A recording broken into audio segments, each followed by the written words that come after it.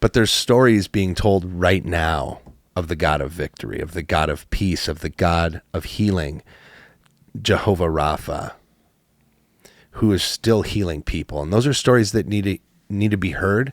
And if you have a story like that, man, tell us.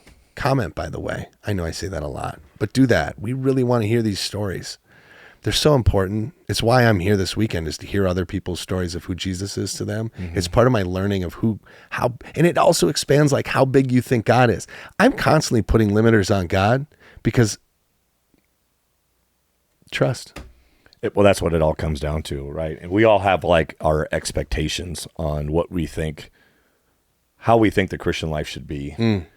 And then God constantly moves that marker in my brain of like, shocks me and it surprises me of what he is capable of doing and is actively doing right now. And, I love hearing other people's stories about how Jesus moved, because it's just this reminder that like he is real. He's present all the time. He is actively pursuing people all the time. It's one of my favorite things. There's this song, Gable Price and Friends, a song with Corey Asbury, and the song's called Repentance. Yeah. And it's just this heartfelt, just lay it all out there, Lord, about my life. And this is my repentance. I'm sorry. I love you.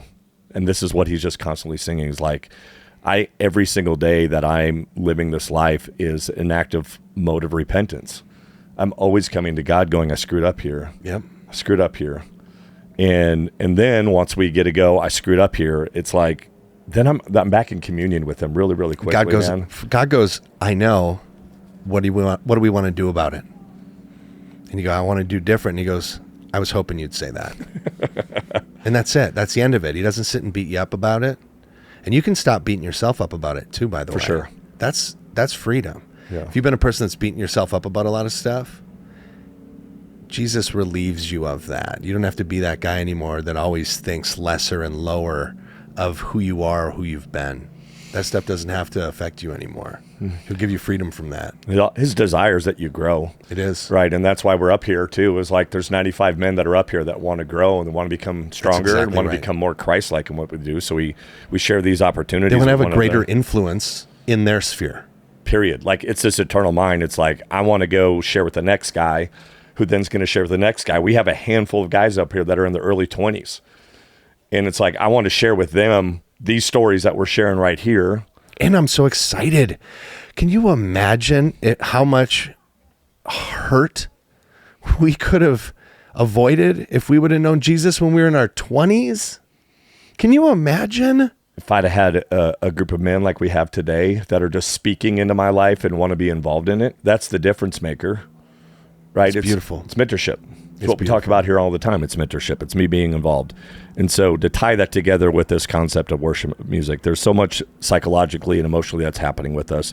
It is a way for us to stay continually connected. Because in order for me to be a mentor to somebody, it doesn't mean I have to be perfect. I have to be faithful. Right. That's God's calling in my life, is to be faithful. It's for me to recognize the mistakes and errors I have in my life and to move towards Him. Yes. When we come week after week or day after day in a mode of submission, God is patient. And this is what I love the most about my relationship with Christ. He's not coming in an expectation that I have to change everything all at once. What He is doing is coming in with expectation that I am changing. Yes. And He's patient within that change. Yes. And then sometimes I don't know areas that I need to change in.